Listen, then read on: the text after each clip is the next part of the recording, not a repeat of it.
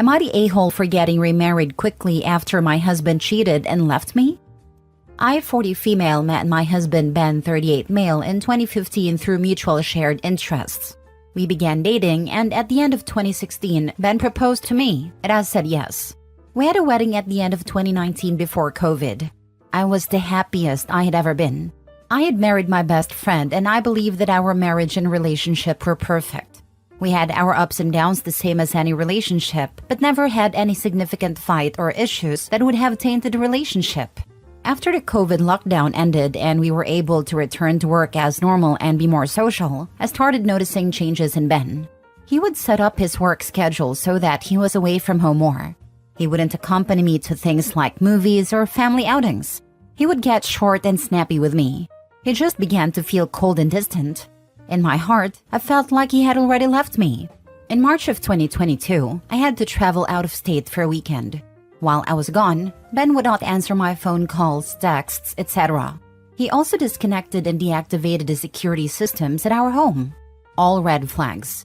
After crying and battling myself internally over what I should do, I decided to return home from the trip a day early without telling Ben. I got home at 3 a.m. on Sunday. Ben wasn't expecting me home until Monday. When I came into the house, Ben was asleep alone and his phone was beside him. I picked it up and walked out of the house to go through the phone, the first time I had done this in our relationship. The things I found made me sick. He had been sending pictures through Snapchat to various women. He had been Googling addresses and directions to different women's houses. I checked the GPS in his car, and the addresses had been entered there. Ben suffered from erectile dysfunction, so he kept Viagra in the house. I knew he had just refilled the prescription before I went out of town, so I grabbed the bottle and found that several pills were missing since I left on Friday. His screen time showed hours and hours logged in the messenger and phone, but he had deleted all phone call records and text messages so that I could not see who he had been communicating with. Then I found a Vault, an app where you can store photos and videos with password protection. I woke Ben up and told him that we needed to talk. When he saw that I was holding his phone, he became as white as a ghost and tried to attack me to retrieve it. I handed it to him and told him I had already seen all that I needed to see. I asked him what the password was to the Vault on his phone, as we had an open device/password policy in our relationship. He absolutely refused to give it to me. He told me he would rather end a relationship than give me the password.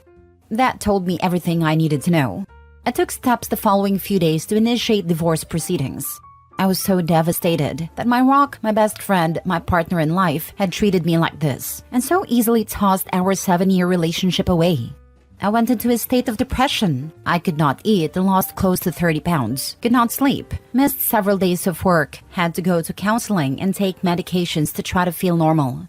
After about 2 months of this, my best friend Mallory, 40 female, begged me to get on a dating app to meet some people. I was hesitant because I had never been on a dating app, but thought, what the heck, maybe it will help me get over Ben. I joined Tinder and matched with Jake, 33 male.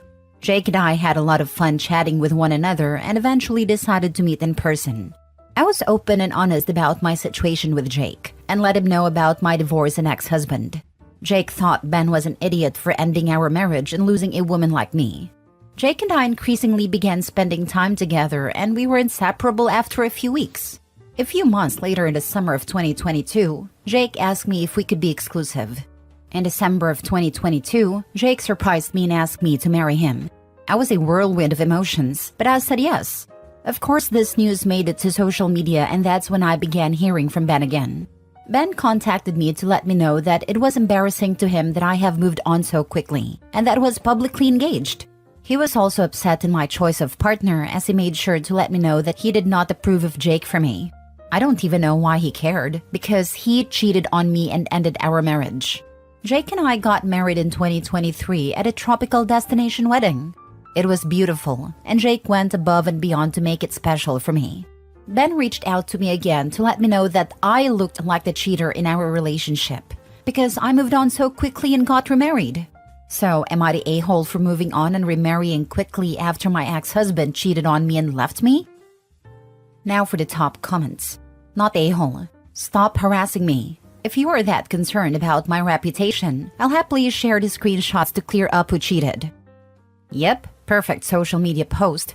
Hey everyone, my ex has expressed concern that because I remarried so quickly, people might get the wrong idea and think I cheated. I appreciate his concern and want to set the record straight. It was, of course, Ben who cheated. Often, recklessly, without remorse. That's what probably made it so easy to move on so quickly. That and the fact that I've found the true love of my life with Jake. Thanks to Ben for his concern about my reputation.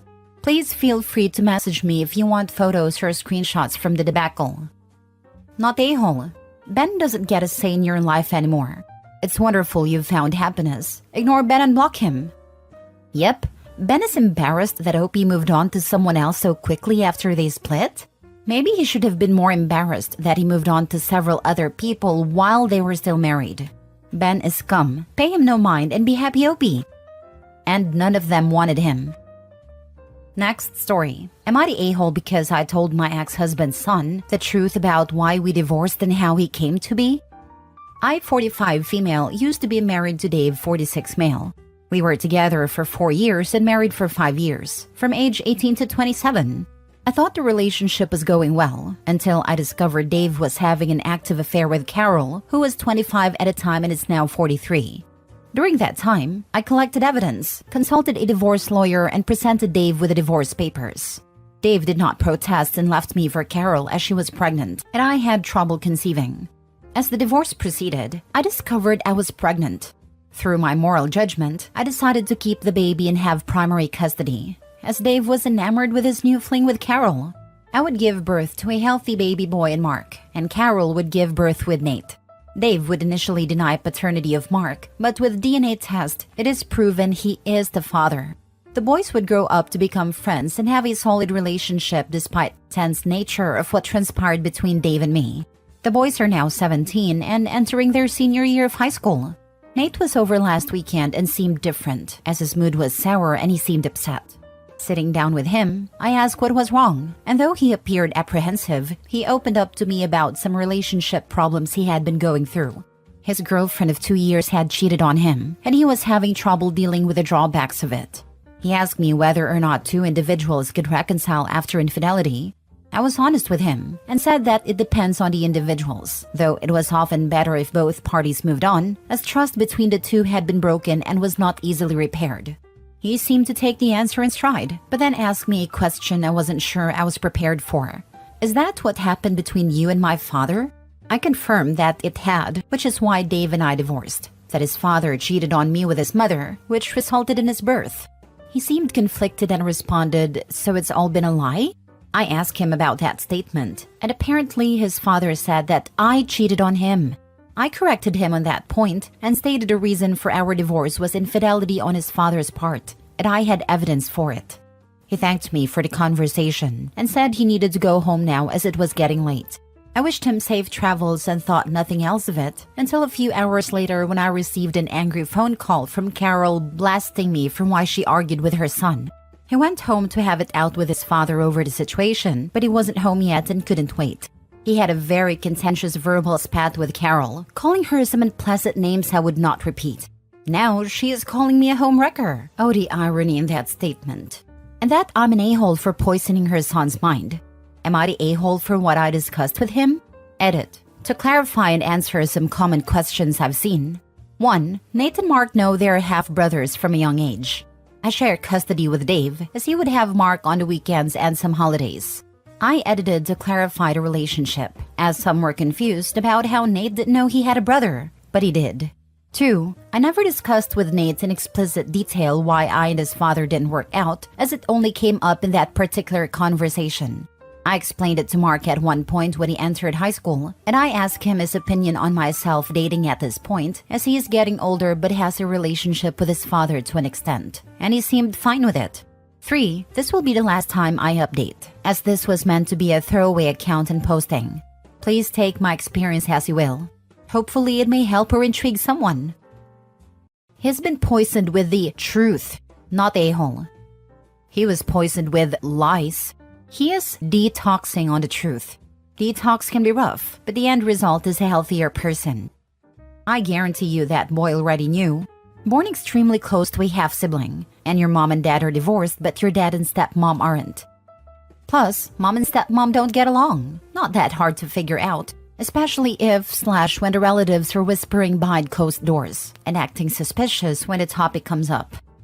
Not a-hole. 1. The victim never has to stay quiet so the villain can save face. 2. Never let someone lie on you, especially when they're attacking your character. 3. What is done in the dark always comes to light. And the audacity to cast as her villain. She's the innocent person and wounded party. How freaking dare they lie about her character? And she's supposed to stay quiet? For what? She owes the kid the truth. Last story. Am I the a-hole for telling my fiance that my little brother is more important than him at our upcoming wedding? I'm 30 female and I'm currently 2 months pregnant with my first child and engaged to my fiance of 3 years, James, 31. For a little background, when I was 15, my parents had my brother, and 5 years after, while I was 20 and Matt was 5, my parents and Matt were driving home when they got into an accident, resulting in my parents' death. After the accident, I was completely destroyed and devastated, but I had to pull myself together to be there for my brother. And the following month, I buried my parents, and with the help of my aunt and uncle, I applied for guardianship of my brother. It took about 7 months before I was approved. I had to get a stable job/income, which I did. Proper housing for me and my brother, which I did by using money from my inheritance to buy a house, and other little things. But in the end, I got my guardianship of my brother. It was hard at first, working while looking after my brother. It's easy now, but there are still its ups and downs. But I would do it all over again for my brother. I met my fiancé when I was 27 at a gathering and we just clicked. After 3 months of dating, he proposed to me. At first, I said no because I still have my brother to take care of. But after thinking, I said yes. And we agreed to wait until we were financially stable. In the beginning of this year, we wanted to tie the knot since I got pregnant and didn't want my baby to be born out of wedlock. And we started the preparations and the wedding is happening in October. But from what happened last week, Saturday night, it looks like there isn't going to be a wedding. There were many issues where we fought and resolved.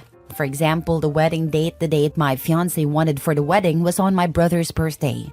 I had a problem with that. I wanted to throw my brother a big party because he was turning 14. So I offered the week after, in which we argued and he even ran to his mother to try to convince me. But I stood my ground, stating my brother's birthday is important to me and him. There was a little more fighting, but we ended up resolving it. Then there were the roles I wanted my brother to play in my wedding. At first, I offered my brother to be his best man, but he said he wanted his best friend. I said okay. Then I said ring boy. He would hold the rings on a little pillow and bring it up to us. But James said he wanted his nephew. I said okay and left it. Saturday morning, I was watching this TikTok video where the bride asked her male best friend to be her man of honor, and I thought it was sweet, so I decided to bring it up to him. When he came home, I was in the kitchen while my brother was at sleepover at his friend's house that Saturday night. As he entered and sat, I said I have the perfect role for Matt. Him. What is that? Me. I thought he could be my man of honor and then both wedding parties coming out as couples. They can come out as singles. Him. What? Me. Man of honor. Or I will call it my brother of honor. It will be lovely. Him. But I thought you wanted my sister to be your maid of honor. So that can't work. Me. I never agreed to this. And what about my brother? I want him to play some role in my wedding. Him. I was thinking he could just be a guest and sit in the rows.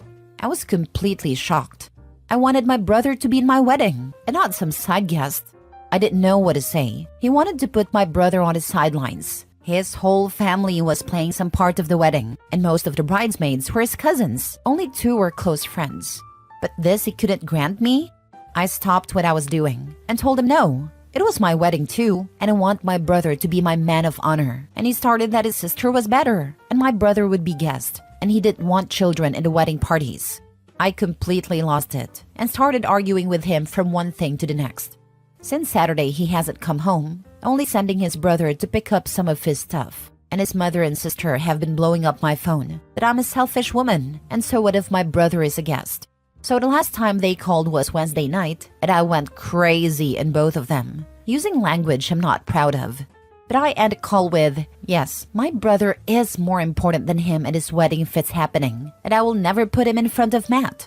So I'm effing sorry, and to let James contact me to talk things out. Now for the top comments.